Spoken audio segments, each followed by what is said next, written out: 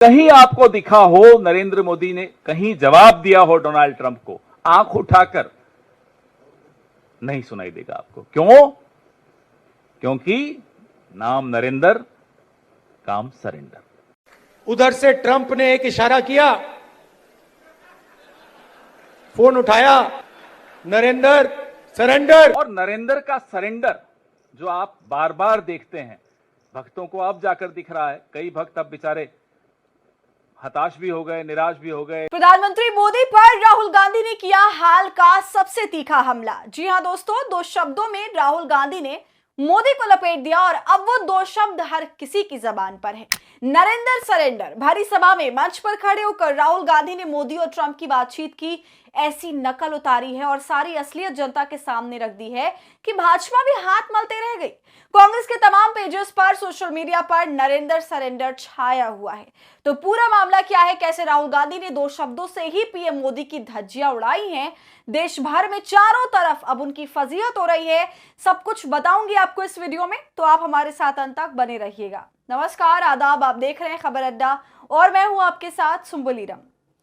दोस्तों, कांग्रेस नेता राहुल गांधी ने प्रधानमंत्री नरेंद्र मोदी पर बड़ा जुबानी हमला किया। ऐसा संभवतः पहली बार है जब राहुल गांधी ने नरेंद्र सरेंडर जैसे जुमले का इस्तेमाल किया। इसके साथ साथ राहुल गांधी ने राष्ट्रीय स्वयंसेवक संघ और बीजेपी पर भी निशाना साधा और उनकी पोल खोल दी, ये कहते हुए कि ये लोग जरा सा दबाव में भाग खड़े होते हैं। इसके बाद जो उन्होंने कहा वो तो और भी ज्यादा भाजपा को नमक मिर्ची लगाने वाला है। दोस्तों, दरअसल राहुल गांधी आज भोपाल प्रवास पर थे। यहाँ उन्होंने संगठन सृजन अभियान की शुरुआत की।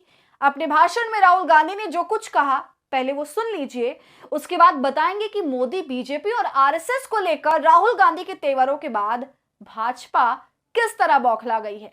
सुनिए राहुल को। उधर से ट्रंप ने एक इशारा किया, फोन उठाया, कहा मोदी जी क्या कर रहे हो?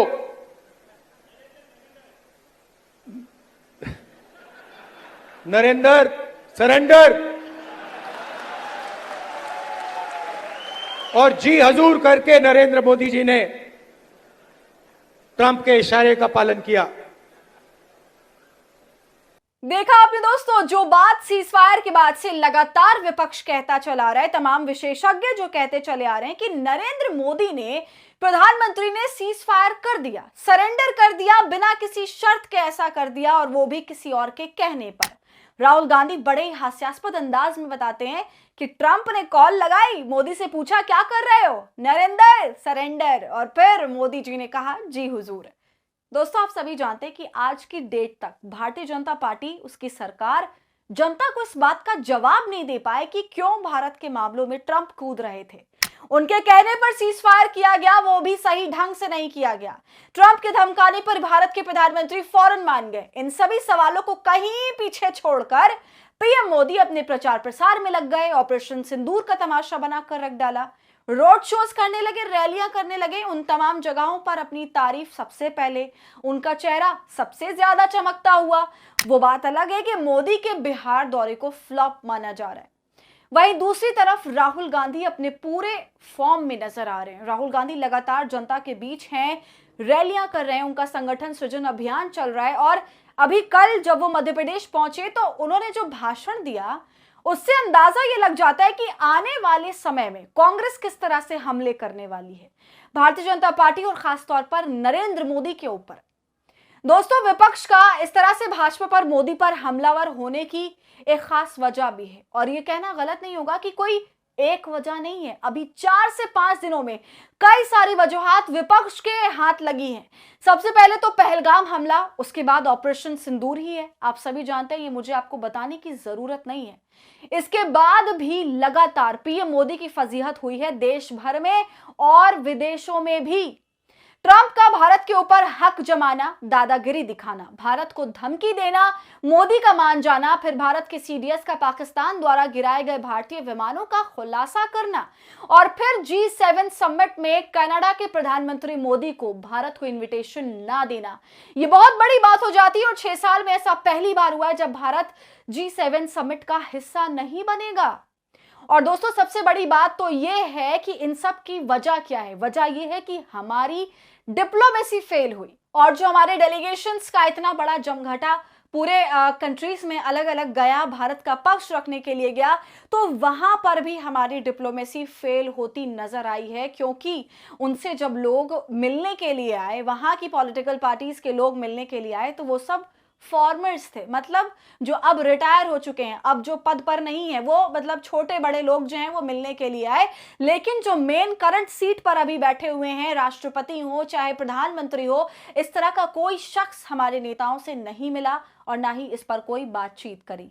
तो आप समझ सकते हैं कि किस तरह से हमारी डिप्लोमेसी फेल हो रही है। और इस सब के ऊपर से अमेरिका के वाणिज्य मंत्री ये साफ कह देते हैं कि भारत रूस से हथियार लेना बंद करे, ब्रिक्स में वक्त देना बंद करे, हथियारों का जो पूरा व्यापार है वो केवल और केवल अमेरिका से ही करे। इस तरह का इतना बड़ा दबाव अमेरिका भारत पर बना रहा है, उसकी सरकार पर बना रहा है। और जिस तरह से हमारी सरकार और इसमें बैठे मुखिया मोदी जी ट्रंप की बातों में लगातार हाँ में हाँ मिलाए जा रहे हैं, तो मुझे तो नहीं लगता कि वो वक्त दूर है कि जब मोदी जी इस शर्त को भी मान जाएंगे। तो लमसम बात यह है कि अमेरिका भारत को अपने अंगूठे के नीचे दबाना चाह रहा है। जाहिर सी बात है, जब देश में हफ्ते भर में इस तरह से नई नई बातें देखने को मिलेंगी, जो बहुत ही बड़ी बातें, तो विपक्ष तो हमलावर होगा। विपक्ष हमलावर नहीं होगा, जनता हमलावर नहीं होगी, तो और कौन होगा? भाजपा चाहती है कि विपक्ष अपने मुंह पर उंगली बनाए रखे, तो ऐसा नहीं होगा ना। एक तरफ से सत्ताधारी पार्टी देश का बंटाधार किए जा रही है, देश में तो वैसे ही बुरा हाल कर रखा है, विदेशों से भी पिटपिटा रहे हैं, भारत की तरफ से अब तक कोई तगड़ा जवाब तक नहीं गया है। इसलिए ही राहुल गांधी ये कह रहे हैं कि इन लोगों पर, भारतीय जनता पार्टी पर, आरएसएस पर थोड़ा भी दबाव जाता है तो ये लोग डर कर भाग खड़े होते हैं।